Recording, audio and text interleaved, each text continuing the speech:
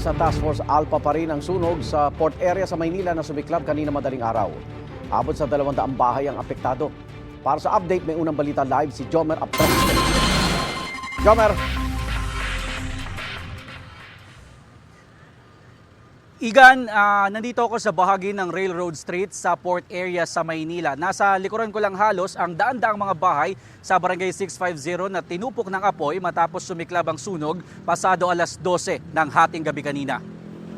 Ayon sa Bureau of Fire Protection, dakong alas 5:39 ng umaga nang tuluyang makontrol ang sunog na umabot sa Task Force Alpha. Ibig sabihin, hindi bababa sa 25 truck ng bumbero ang kailangang rumesponde. Naging problema ng mga bumbero ang masikip na lugar at ang mga nakalaylay na kable, kaya hindi makapasok ang malalaking water tanker. Kaya ang ilang bumbero, ginamit ang mga tubo sa lugar para makapag-igib ng tubig. Nasa 200 bahay ang natupok, nasa mahigit 300 pamilya o nasa 1,000 individual ang apektado.